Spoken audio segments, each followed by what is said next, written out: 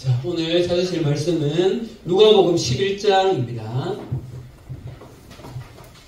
누가복음 11장 9절에서 13절 말씀. 누가복음 11장 9절에서 13절 말씀. 네, 또 다른 곳을 조금 말씀 가운데 찾아야 하니까 자기 성경을 잘 찾아주면 좋겠습니다. 자, 9절 제가 읽을게요. 내가 또 너희에게 이르노니 구하라 그러면 너희에게 주실 것이요 찾으라 그러면 찾아낼 것이요 문을 두드리라 그러면 너희에게 열릴 것이니 구하는 이마다 받을 것이요 찾는 이는 찾아낼 것이요 두드리는 이에게는 열릴 것이니라. 너희 중에 아비 된 자로서 누가 아들이 생선을 달라 하는데 생선 대신에 뱀을 주며 말을 달라 하는데 정말을 주겠느냐. 그렇지요. 너희가 악할지라도 좋은 것을 자식에게 줄 줄 알거든 하물며 너희 하늘 아버지께서 구하는 자에게 성령을 주시지 않겠느냐 하시니라. 아멘. 반갑습니다. 우리 합디자와 인사 한번 합시다. 반갑습니다. 네, 반갑습니다. 오늘은 다들 잘 지냈습니까? 네. 날씨가 조금은 좀 풀린 것 같아서 생활하기에 조금은 나은 것 같습니다. 요즘 우리 작년부도 그렇고 중년부도 그렇고 공동체로 조금 이렇게 마음이 모아지는 그런 이제 느낌이 좀 있어서 너무 감사한 마음이 있습니다. 이 시간 함께 또 말씀을 묵상하는 시간인데 요즘 말씀 묵상할 때 제 안에 조금 떠오르는 이렇게 낱말이 한 가지가 있는데 그게 뭔가 하면 이제 몰입이라는 거예요. 몰입. 이 말씀 묵상하고 함께 나는 이 시간이 함께 이 말씀 속을 깊이 있게 좀 몰입하는 우리가 되면 좋겠다. 여러분 왜 아름답다라는 표현이 다양하게 쓸 수 있지만 뭐 외모가 아름다운 사람도 아름답다 할 수 있지만 정말 더 진정한 의미에서 아름답다라고 표현하는 것은 무엇인가 한 가지에 집중하는 사람입니다. 대표적으로 좀 우리 반에서 보면 공부를 좀 못하는 친구들은 항상 국어 시간인데 국어를 안 하고 지금 수학을 만지작거리고 있고 수학 시간 되면 또 딴 거 뭐 하고 있고 이런 친구들이 공부를 좀 잘 못하는 경향이 있어요. 진짜요. 지금 이 말씀 시간인데 이 말씀에 집중하지 않고 이따가 할 걸 또 자꾸 생각하는 거예요. 지금 여기로 이렇게 딱 몰입을 할 수 있으면 좋겠습니다. 그것이 은혜인 것 같아요. 자, 지난 2주간 우리가 말씀을 주제로 그렇지만 이 시간 말씀을 나누었는데 어떻게 요즘 여러분들의 삶에 말씀이 조금 더 가까이 와 있죠? 네. 네, 알겠습니다. 그 정도 반응입니다, 지금. 지난주에 우리 그 백발의 할아버지인 이 모세가 출애굽의 그 40년 여정을 마칠 때 당신은 가나안 땅에 들어가지 못하고 이제 이스라엘 백성들만 가나안 땅에 들어가서 그 땅을 정복하고 거기에서 하나님의 나라를 이루고 살아야 되는데 이들에게 마지막으로 내가 할 수 있는 것이 무엇일까라는 그 고민 끝에 내린 결론은 율법을 기록하여서 그들에게 하나님의 율법을 가르치고 신명기를 기록하여서 그들에게 가르치고 책으로 남겨주는 것. 그리고 오는 이스라엘 백성의 대대손손 이 율법을 가르치고 지키게 하고 묵상하게 하라는 것이 마지막 모세의 선택이었다는 것을 우리는 기억해요. 우리도 마찬가지죠. 이 시대가 우리가 살아가는 이 세상 역시 가나안 땅인 거죠. 가나안 땅에 가장 강력한 7 족속이 있었던 것처럼 이 시대의 문화도 어느 시대의 문화에 못지않게 강력하게 반그리스도적인 비성경적인 가치가 팽배한 시대를 살아가고 있는데 말씀 없이 우리가 이 시대를 내가 이길 수 있다. 그건 말이 안 되는 이야기라는 거예요. 그래서 우리 함께 말씀을 좀 강력하게 붙잡는 올해 좀 훈련을 하는 올 한 해가 좀 되어졌으면 좋겠어요. 그래서 지난번에 그런 말씀 드렸죠. 훈련은 자유로 들어가는 논이다. 좀 힘들더라도 여러분들 시간 속에 말씀을 읽고 묵상하는 훈련을 올 한 해 함께 했으면 좋겠습니다. 오늘 이제 두 번째 주제로 기도에 대한 말씀을 좀 준비를 했습니다.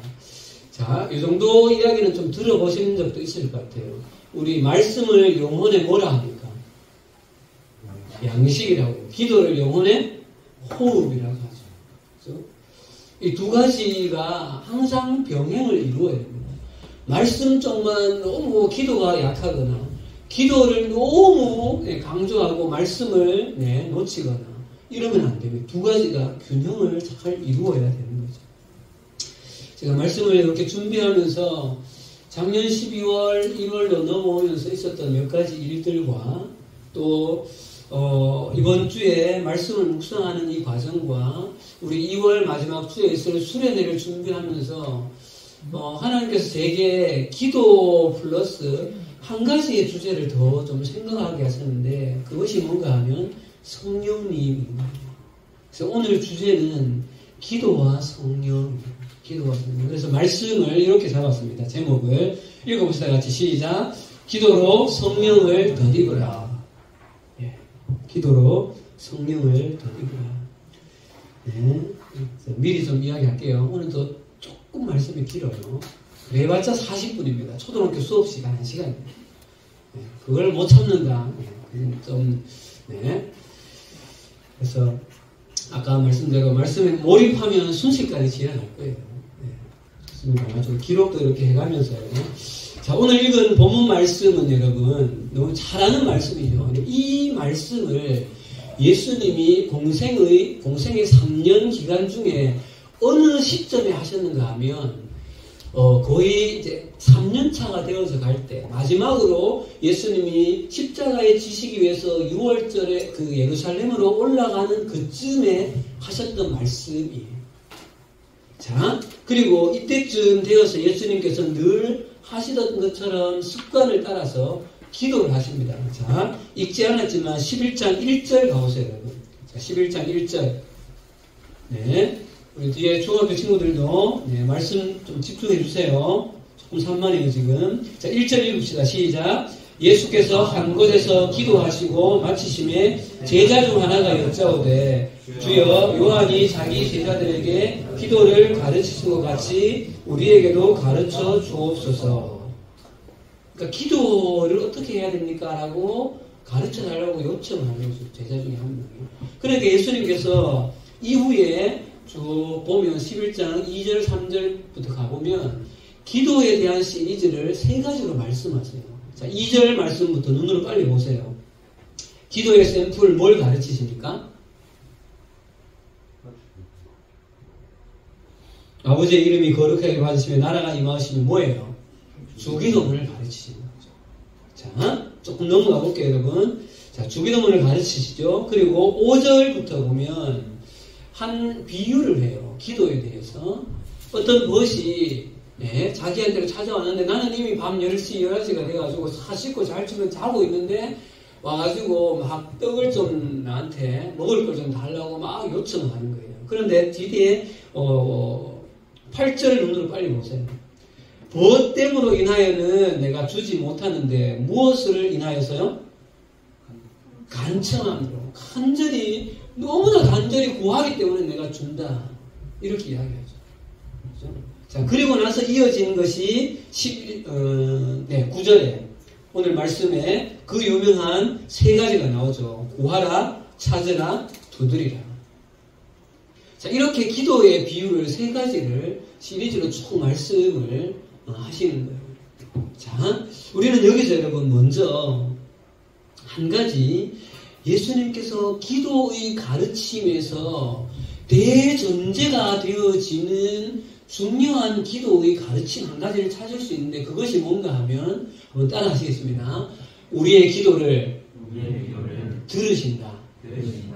하나님께서 우리의 기도함을 분명히 듣고 계시고 그 기도에 응답하신다는 것이 이 비유와 이 3가지 내용의 전제가 되어져 있어요.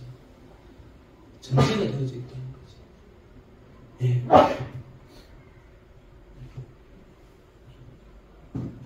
그래서 우리는 기도에 대하여서 생각을 할 때 우리가 기도함으로 나아가는 데 있어서 가장 중요한 우리의 태도는 나의 지금 이 기도를 하나님께서 들으신다는 우리의 뭐가 필요합니까? 믿음이 필요하다. 하나님은 들을 준비가 다 되셨다는 거죠. 근데 우리의 마음에 기도를 하면서 믿음이 수반되지 않은 기도는 의미가 없는 거예요. 자, 시간 관계상 제가 찾은 말씀 읽어드릴게요. 마태복음 21장 22절 너희가 기도할 때에 무엇이든지 믿고 구하는 것은 다 받은 줄 알라. 믿고 구하는 것. 기도의 대전제는 들으신다는 믿음이 있어야 된다는 거예요. 기도는 믿음에서 시작하고 믿음에서 끝납니다. 자, 이렇게 기도에 대하여서 이렇게 말씀을 하시면서 자, 11절부터 13절까지 예수님께서 기도가 무엇이냐를 우리에게 알려주시는 기가 막힌 비유를 하세요. 사실 우리가 잘 아는 비유이긴 해요. 자, 11절부터 한번 읽어봅시다. 너희 중에 시작. 너희 중에 아버지 된 자로서 누가 아들이 생선을 달라 하는데 생선 대신에 뱀을 주며 알을 달라 하는데 전갈을 주겠느냐. 너희가 악할지라도 좋은 것을 자식에게 줄 줄 알거든 하물며 너희 하늘 아버지께서 구하는 자에게 성령을 주시지 않겠느냐 하시니라. 여러분, 여기 비유에서 오늘 그 주보에 있는 것처럼 기도에 대한 베이직으로 우리는 4가지의 중요한 원리를 발견하게 되어집니다. 자, 첫 번째 원리예요, 여러분. 먼저 예수님께서 기도에 대한 비유를 하시면서 기도를 들으시는 하나님과 기도하는 우리와의 관계를 아버지와 자녀의 관계로 설정하고 있다는 거예요.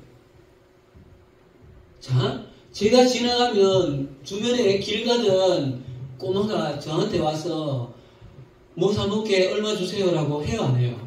안 하죠. 그런데 제 아들인 영성이 영찬이는 저한테 돈을 달라고 해요. 커가니까 자꾸 액수가 많아지더라고. 이제는 뭐 1, 2만 원으로는 안 통해. 10만 원 넘어가야지 이제 뭐 받은 것 같아. 왜 저한테 요구해요? 아빠이니까 하는 거예요. 이렇게 아무리 친한 하준이도 저한테 돈 주세요 이야기를 할 수가 없어요. 왜? 내 아들이 아니니까 그런 거예요. 여러분, 이 전제를 우리는 꼭 기억해야 돼요. 우리 가운데 여러분, 기도에 대해서 한 가지 빨리 넘어서야 될 숙제가 있는데, 기도하면 부담이 있다는 거예요. 안 그래요, 여러분? 기도하자 하면 사실 부담이 먼저 될 때가 있다는 거예요. 그런데 여러분, 기도는 특권이라는 걸 기억해야 돼요. 특권이죠. 아버지한테 내가 아버지 이거 필요합니다. 이거 하고 싶어요 라고 요청할 수 있는 거는 특권인 거죠. 특권. 아무나 할 수 있는 게 아니라는 거죠. 그래서 여러분, 예수님께서 이 기도를 회사의 사장님과 사원, 선생님과 학생의 관계로 설정하지 않았다는 것이 굉장히 중요한 키워드가 되어져요. 여러분, 자녀가 아빠한테 뭐 이거 좀 구해도 되나 안 되나 뭐 이런 거를 물론 머리가 조금 이렇게 커지면 좀 구분을 막 따지기도 하죠. 그런데 어린 아이는 뭐 없어요. 그냥 아빠 나 이거 사줘 뭐 이러는 거죠. 그것이 기도라는 거죠. 내 안에. 한번 따라 하시겠습니다. 기도는 특권이다. 그래서 기도를 누려야 되는 거예요. 그럼 기도를 누리고 계십니까? 기도가 우리 안에는 왠지 부담이 사실은 이렇게 크죠. 부담이. 자, 두 번째 키워드로 가겠습니다, 여러분. 그런데 감사한 것은 이 아버지라고 설정해 있는 이 아버지, 여러분 보세요. 아버지도 이럴 수 있잖아요. 가까이 다가가기에 너무 부담스러운 아버지도 있어요. 맞잖아요. 근데 어떤 아버지는 가까이 다가가기에 너무 편한 아버지도 있다고요. 근데 오늘 이 말씀에서 아버지를 어떤 컨셉으로 이야기해요? 나쁜 아버지? 아니죠. 좋은 아버지라는 거예요. 여러분, 우리의 기도를 들으시는 하나님은 우리에게 좋은 것을 너무나 주시고 싶어하는 하나님이시라는 것을 우리가 기억해야 된다는 거죠. 예. 그래서 여러분, 이런 경우를 가끔 봐요. 아버지, 내 육신의 아버지와의 관계가 어려움이 있었던 지체들은 하나님 아버지께 나아가는데도 일정 부분 부담이 있다는 소리를 저는 가끔 들어요. 왜? 육신의 아버지의 이미지가 또 오르거든요. 예, 실제로 그래요. 심리학적으로 보면 같은 아버지라는 그 이미지가 또 오르기 때문에 성경에서 우리 가운데 한결같이 말하고 있는 아버지는 좋은 것을 주시기를 원하시는 그런 하나님이라는 사실을 기억해야 된다. 이거 잘못 구했다가 이거 혼나는가 이러면 어떻게 구하겠어요? 어떻게? 그죠?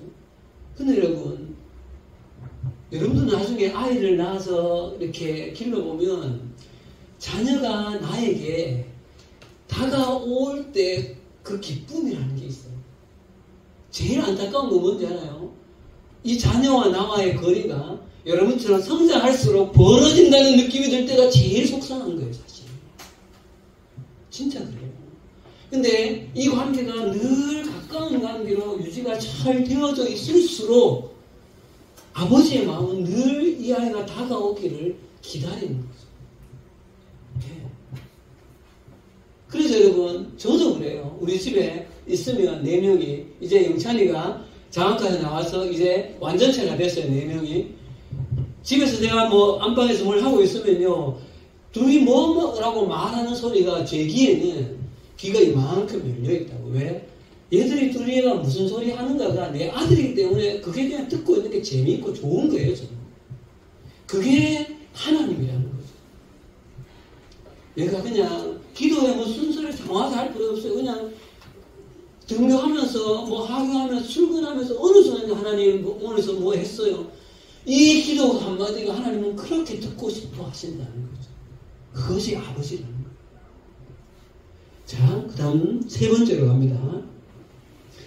이 3번째가 굉장히 중요한, 저도 이번에 말씀을 묵상하면서 발견한 굉장히 중요한 그 키워드예요. 여러분, 좋은 하나님이신데 나에게 주시기를, 좋은 것을 주시기를 기뻐하시는 하나님인데, 여기에서 여러분 나의 기도에 응답이 되느냐 되지 않느냐가 여기 포인트에 있다는 거예요. 무슨 말인가 하면요, 잘 보세요 여러분. 하나님이 나를 바라보시면서 이 내 자녀, 예를 들어서 사나에게, 예찬이한테 정말 이것이 있으면 너무 좋겠다라고 하나님의 입장에서 좋다고 생각하는 것과 내 입장에서 하나님이 나한테 이거 주시면 좋다고 생각하는 간극이 너무 큰 거예요. 무슨 말인지 이해하겠죠? 이 간극이 클수록 응답이 된다 안 된다? 안 된다는 거죠. 예를 들어 보세요. 어린 아기가 그런 비유 주잖아요. 아빠, 나 이 식칼이 나한테 너무 필요해요. 아빠의 입장에서 이 식칼을 주면 이거는 얘가 다치는 길이에요. 줄 수가 없죠. 근데 이 아이는 지한테 좋을 것 같다고, 유익할 것 같다고 자꾸 칼 달라는 거예요. 이 간극이 좁아질수록 하나님이 나에게 주시기를 기뻐하는 것과 내가 하나님께 구하는 것이, 그 간격이 좁아질수록 응답의 그 가능성은 높아진다는 거죠. 예. 여러분들이 지금 하나님께 구하고 있는 그것을 하나님은 얼마나 기뻐하실까를 한번 생각해 보세요. 예. 그래서 여러분, 가장 수준 있는 기도 제목은 나의 필요가 아니라 하나님의 마음에 있는 그 기도를 드리는 것. 잃어버린 한 영혼을 위해서 중보하며 기도하는 것. 하나님이 그 기도로, 그런 기도는 하나님 마음에 100% 합한 기도죠. 왜? 하나님은 그걸 기뻐하시니까. 자, 4번째입니다. 4번째. 또 한 가지는 이 기도를 여러분, 아버지와 아들의 관계로 비유하신 예수님의 비유 속에서 우리는 기도의 가장 중요한 목적이 어디에 있는가를 발견할 수 있다는 거예요. 한 번 더요.